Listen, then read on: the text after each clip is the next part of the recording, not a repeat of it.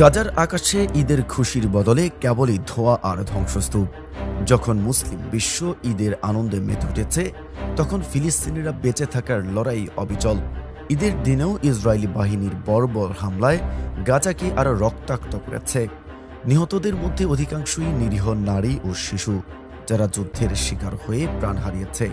স্থানীয় সূত্রগুলো জানিয়েছে, ঈদের নামাজ শেষে ফিলিস্তিনিরা যখন স্বজনদের সাথে সময় কাটাচ্ছিলেন, তখন ইসরায়েলি বিমান হামলায় বহু এলাকা ধ্বংসস্তূপে পরিণত হয়। বিধ্বস্ত বাড়ি ঘরের নিচে আটকে পড়ে বহু মানুষ। ওয়ালটন আবারও মিলিয়নিয়ার অফারে ওয়ালটন ফ্রিজ কিনে আপনিও হয়ে যেতে পারেন মিলিয়নিয়ার। প্রাণহানি হয়েছে অন্তত ৮০ জনেরও বেশি মানুষের, যাদের মধ্যে অধিকাংশই নারী ও শিশু। আহত হয়েছেন বহু মানুষ, চিকিৎসা ব্যবস্থার অভাবে যাদের অবস্থা আরও শোচনীয়। ফিলিস্তিনের স্বাস্থ্য মন্ত্রণালয় জানিয়েছে, গত ১৮ মার্চ থেকে ইসরায়েল নতুন করে হামলা শুরু করার পর থেকে এখন পর্যন্ত ১,০০০-এর বেশি ফিলিস্তিনি নিহত হয়েছেন। আহত হয়েছেন প্রায় ২,৪০০ জন। এই হামলাগুলো মূলত আবাসিক এলাকায় চালানো হচ্ছে, যেখানে হাসপাতাল, স্কুল ও শরণার্থী শিবির রেহাই পাচ্ছে না। ধ্বংসস্তূপের নিচে এখনও অনেক মানুষ আটকা পড়ে আছেন। উদ্ধার কাজ চালানো হলেও যুদ্ধ পরিস্থিতির কারণে তা ব্যাহত হচ্ছে।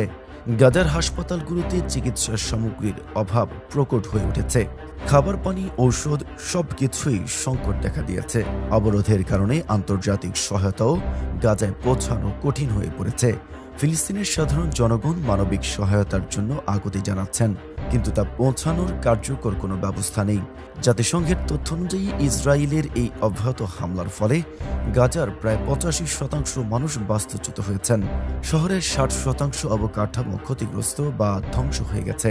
বিভিন্ন মানবাধিকার সংস্থা এই হামলাকে যুদ্ধাপরাধ হিসেবেই অভিহিত করেছে, তবে এখনও পর্যন্ত কার্যকর কোনো পদক্ষেপ নিতে দেখা যায়নি। ইসরায়েলি বাহিনীর অব্যাহত আক্রমণের ফলে ফিলিস্তিনের জনজীবন একেবারেই বিপর্যস্ত হয়ে পড়েছে। ঈদের দিনেও স্বজনদের হারানোর শোকে ফিলিস্তিনিরা কান্নায় ভেঙে পড়েছেন। ধ্বংসস্তূপ থেকে জীবিতদের বের করে আনতে উদ্ধারকর্মীরা আপ্রাণ চেষ্টা চালিয়ে যাচ্ছেন, কিন্তু ক্রমাগতই বোমাবর্ষণের ফলে পরিস্থিতি আরও জটিল হয়ে উঠেছে। গাজার শিশুরা আজ ঈদের নতুন পোশাক নয়, বরং ভাঙা বাড়ি ঘরের মধ্যে খুঁজছে বেঁচে থাকার উপায়।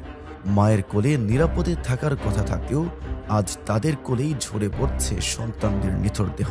যুদ্ধবিধ্বস্ত এই শহরে ঈদের কোনো আনন্দ নেই, নেই কোনো হাসি। চারদিক শুধু শোক আর বেদনার ছায়া। Mehedi Hasan, face the people. Walton আবারও মিলিয়নিয়ার অফারে ওয়ালটন ফ্রিজ কিনে আপনিও হয়ে যেতে পারেন মিলিয়নিয়ার। মিলিয়নিয়ার ছড়াছড়ি দেশ জুড়ে, এটা শুধু ওয়ালটনই পারে।